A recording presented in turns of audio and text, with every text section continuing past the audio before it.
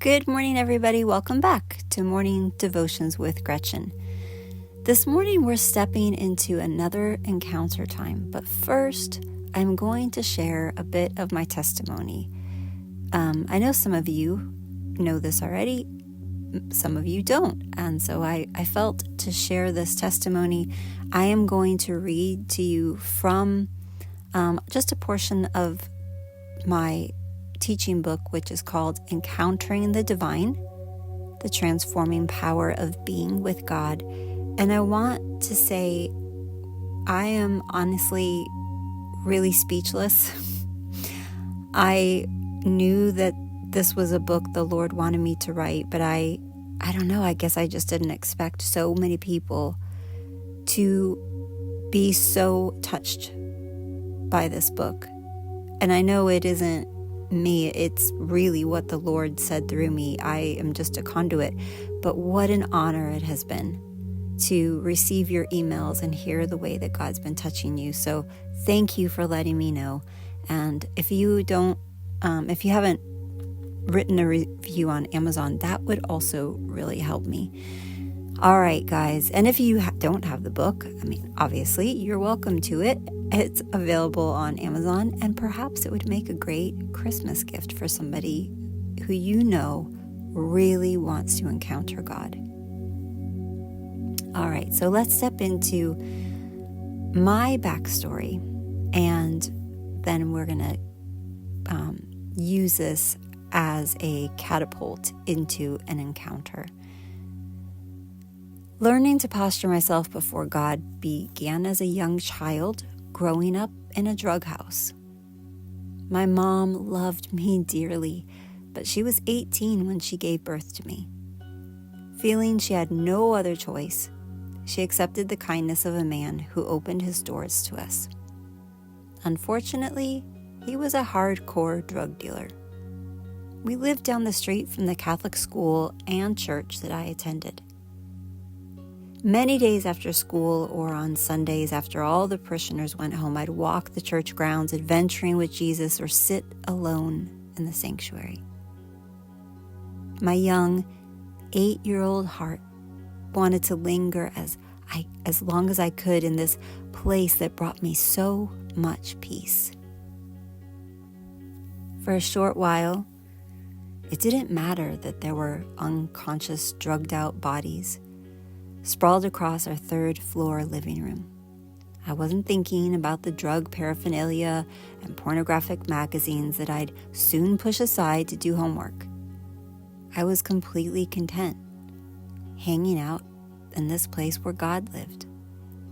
I didn't recite the prayers I learned in Catholic school. I wasn't petitioning God to deliver me from the things I witnessed. I simply parked myself where I'd been taught He would be and waited. One of my favorite days of the year was Ash Wednesday, when the priest pressed his ash-covered thumb against my forehead, imprinting it with the sign of the cross. I'd leave that sit there for as long as it would last, afraid to wash it off, not wanting the presence of the Lord that I'd experienced that day to lift. My dirty forehead made me feel clean, closer to God, marked, known, holy. It made the repulsive third floor of our home disappear.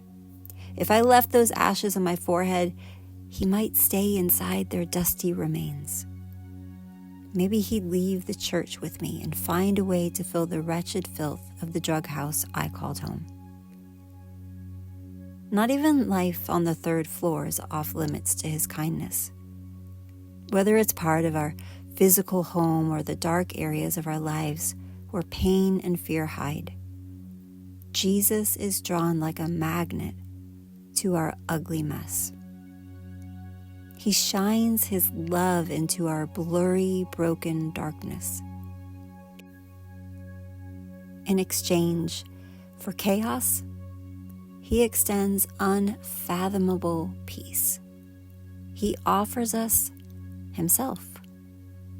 I spent so much of my free time at that quiet Catholic church that the priest phoned my mother.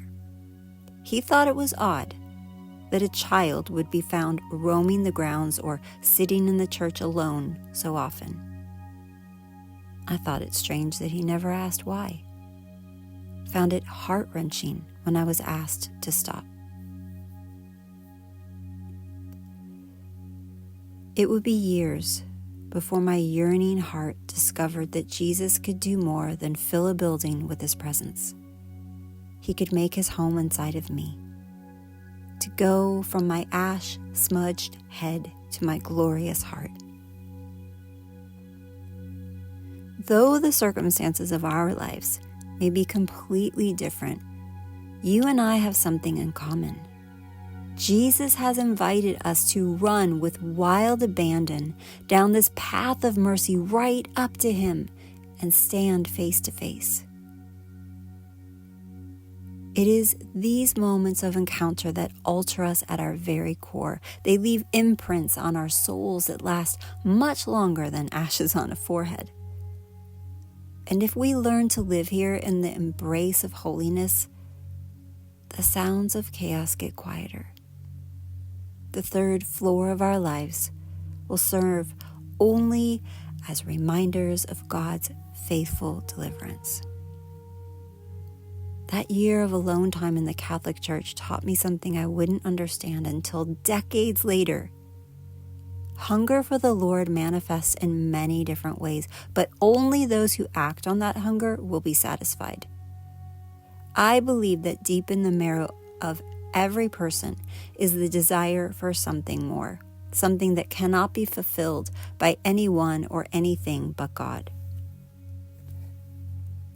We ache what we were created for, to know and enjoy a meaningful relationship with our Creator. There is a gift of longing given to all of us, but it's up to us to unwrap it. By actively enjoying our relationship with him, we are unwrapping it and posturing ourselves to encounter the divine.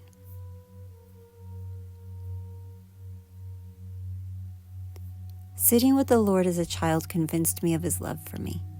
It wasn't because I was taught much about it. It was because every time I ran to that church to meet with him, he came.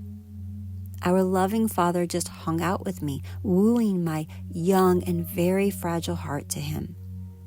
Though I wouldn't have been able to explain what was happening, I knew that God loved me. And I'll stop there, and let's step into an encounter time, which is also part of the book. Think of a time when you felt the Lord's love. You may have had many moments like this, but think back to a memorable one. It doesn't matter if it was something seemingly small or monumental.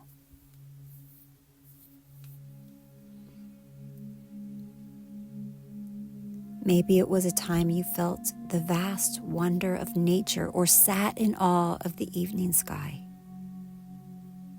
Perhaps it was the day you gave your life to the Lord or prayed to him for the first time. Find a cozy spot and journey back to that moment in the quiet of your heart. Picture where you were, what unfolded, and how the Lord touched your soul. With your eyes closed, bask in the beauty of that memory and let God's presence embrace you again.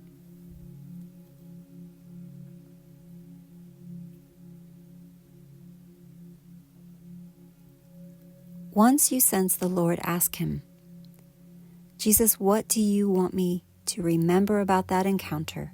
And what do you want to say about it?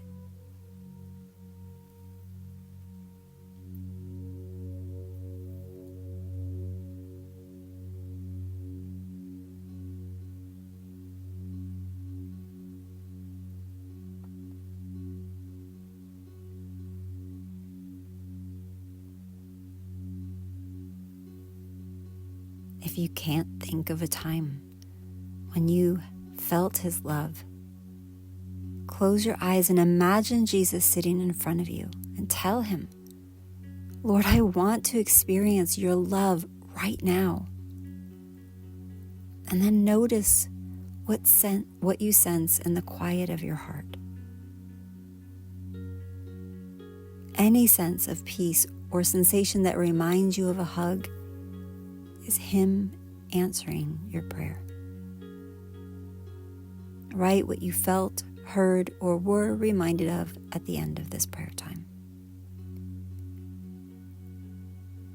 It is so important, friends, that we remember our encounters, that we remember the moments when God meets with us. And again, it doesn't have to be some huge monumental encounter. It literally can be, I remember this time I sat outside looking at the stars and the sense of awe and wonder and peace I had. For some reason, that stands out to me. So that is where you say, Lord, where were you in that moment? What did you want me to know?